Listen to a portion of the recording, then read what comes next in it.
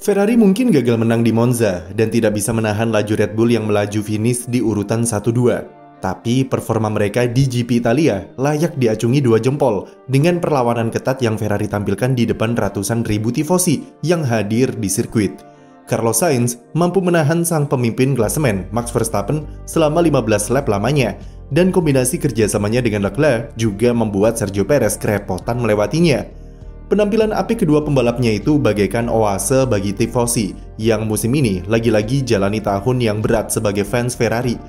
Dibandingkan dengan musim lalu, jelas 2023 adalah musim yang kurang memuaskan. Tahun lalu Ferrari bisa mencetak 12 pole position dan 4 kemenangan dari 22 balapan. Tetapi musim ini mereka hanya duduk di posisi ketiga klasemen dengan 3 kali pole serta 4 kali podium dari 14 balapan. Bahkan seandainya saja Aston Martin punya duet pembalap yang lebih kuat serta solid, Ferrari mungkin masih tersungkur di posisi keempat konstruktor. Dengan performa heroiknya di Monza, sekarang pertanyaan terbesarnya adalah apa yang bisa dimanfaatkan Ferrari dari GP Italia kemarin, dan apa langkah selanjutnya yang akan mereka lakukan di balapan-balapan setelah ini serta untuk 2024 mendatang. Kencangnya Ferrari di GP Italia bukanlah tanpa alasan atau tiba-tiba terjadi begitu saja. Ini merupakan hasil dari perubahan development mobil yang sudah mereka buat sejak GP Spanyol yang lalu, di mana Ferrari memperkenalkan desain sidepod yang baru. Sejak memakai sidepod baru, performa Ferrari memang secara garis besar masih naik turun.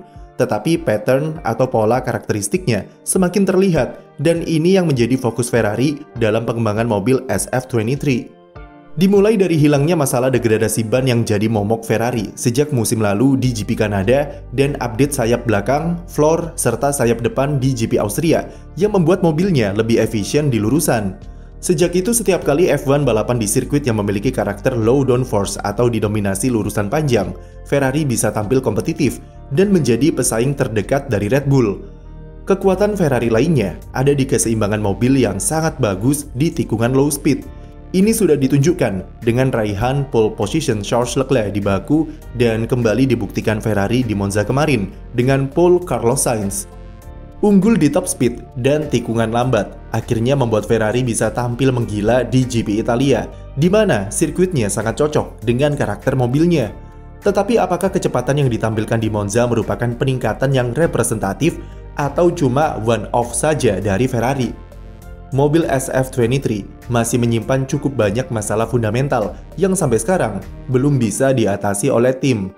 Masalah terbesar mereka saat ini adalah performa di tikungan medium, tikungan cepat, serta tikungan yang menuntut kelincahan manuver mobil masih belum kompetitif. Ferrari kalah dari Mercedes dan Aston Martin, bahkan dari McLaren juga, yang membuat progres signifikan sejak GP Inggris.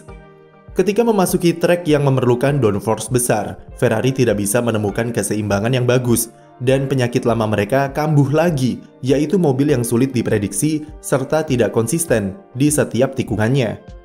Jadi ada kemungkinan kalau performa di Monza kemarin hanyalah one-off atau kebetulan semata karena kecocokan karakter mobil dengan sirkuit. Namun bisa jadi kalau apa yang ditampilkan Ferrari di Monza adalah kelanjutan dari peningkatan performa yang mereka buat di beberapa balapan sebelum jeda musim panas. Salah satu balapan yang bisa dijadikan patokan soal seberapa bagus progres Ferrari musim ini adalah GP Belgia. Pada balapan tersebut, Ferrari mampu start dari pole position setelah Max Verstappen dihukum penalti karena ganti gearbox. Kami tidak membandingkan Ferrari dengan Red Bull karena jelas standarnya terlalu tinggi jika melihat betapa superiornya mereka. Secara realistis, maka perbandingan yang paling pas adalah dengan Mercedes yang terpaut hanya sepersekian detik di kualifikasi Belgia. Dari data mini sektor, kita bisa lihat kalau Ferrari selain kencang di lurusan, namun mereka juga bisa bertahan di tikungan cepat sektor kedua dari Pouhon sampai Stevlot. Itu memberikan sedikit bukti soal bagaimana progres Ferrari dalam menutupi kelemahan mobilnya di tikungan. Dari situ Ferrari belajar jika karakteristik mobil mereka menjadi lebih mudah diprediksi dan konsisten ketika berbelok saat diberi settingan low downforce. Ferrari kemudian bereksperimen dengan memakai sayap belakang medium downforce di sirkuit Zandvoort setelah jeda musim panas. Mereka bisa dibilang mengorbankan balapan di Belanda untuk mencari data soal bagaimana karakteristik mobil ketika dipasang settingan low drag di sirkuit yang banyak tikungan. Hasilnya, mereka gagal total di Belanda dengan Charles Leclerc yang alami crash di kualifikasi karena mobil yang sulit diprediksi dan Carlos Sainz mengaku beruntung bisa finish kelima di weekend ketika Ferrari menjadi mobil ke-6 tercepat di sirkuit. Namun, itu adalah pengorbanan yang dilakukan Ferrari untuk mengetahui situasi performa mobil sekarang seperti apa dan pengumpulan data untuk GP Italia.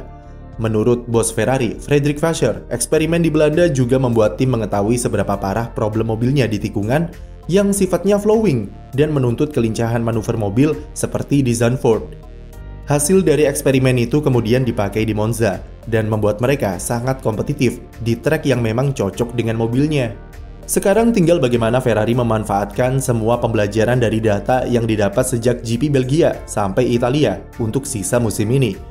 Jika dilihat-lihat, mayoritas sirkuit dari 8 balapan penutup 2023 adalah tipe trek yang kurang disukai oleh Ferrari dengan tipikal tikungan medium dan cepat. Singapura dan Jepang jelas bukanlah sirkuit yang bagus bagi tim kuda jingkrak. Ferrari bisa kembali kompetitif secara garis besar di GP Las Vegas yang punya lurusan sepanjang nyaris 2 km. GP Amerika Serikat di Austin dan Meksiko seharusnya juga bisa dimanfaatkan untuk kunci podium di sana. Yang paling penting bagi Ferrari sekarang adalah memaksimalkan semua balapan tersisa sebagai dasar development untuk mobil 2024. Mobil 2024 sendiri diklaim Ferrari akan memiliki desain yang baru serta berbeda dari mobil pendahulunya. Mereka menjanjikan perombakan di 3 titik krusial, yaitu di arsitektur sasis mobil, floor, dan suspensi belakang. Ferrari sadar jika membuat mobil yang stabil dan konsisten adalah kunci dari kesuksesan Red Bull yang harus mereka tiru untuk 2024. Perubahan sidepod musim ini sebenarnya sudah memberikan kita sedikit bocoran mengenai seperti apa desain mobil tahun depan yang kemungkinan besar akan mengusung konsep downwash yang ekstrim untuk memperkuat downforce belakang serta mechanical control. Perjalanan masih panjang bagi Ferrari di bawah era Frederick Vasseur dan raihan podium di Monza kemarin, semoga saja awal dari progres positif yang akan datang secara perlahan ke depannya.